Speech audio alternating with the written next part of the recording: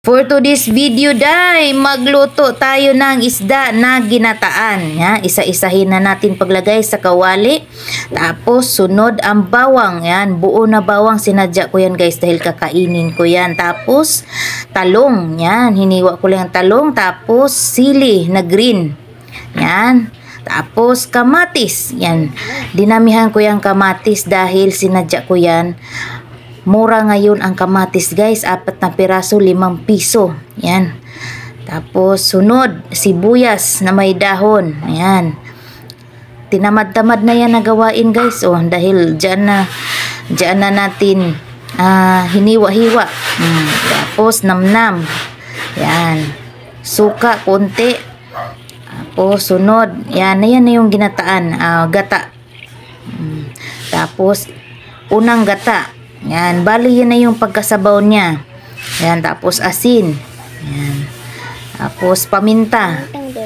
Oh, sunod naman ay pakuluan na. Yan, kumulo na ang ating ginataang isda. Yan, napakabango niyan guys. Yan, tingnan nyo kung maaamoy nyo lang. Oh, yan. Yan, oh, yan na yung pinakasabaw niya. Maraming paminta yung nilagay ko dyan. Tapos kamatis. Yan. Sobra-sobra sa sangkap yan. Para mas masarap. Yan. Wala nang mantika yan. Ginataan lang yan guys. Wala nang halong mantika. Tapos buo na okra. Talong. Yan. Napakasarap niyan. Manunuot ang sarap niyan habang pinapakuluan. Habang ano siya. Bumukulo siya. Nanunuot yung sarap niya. Yan. Tapos hintayin lang nating maluto yan guys. Ayan. Sinadya ko yan ganyan-ganyanin para yung lasa niya dahil nasa gitna lang ang nasa gitna lang ang asin. Para magkalat. Ayan, luto na yan. Ayan, hala, sige. Alam niyo ba guys, sobrang sarap niyan. Talaga nagustuhan ng mga anak ko at sa asawa ko yung luto ko. Ayan, bihira lang ako magluluto ng ganito. Hindi ko na pinirito yung isda. Ang iba kasi magluluto ng ganito, pinirito pa yung isda.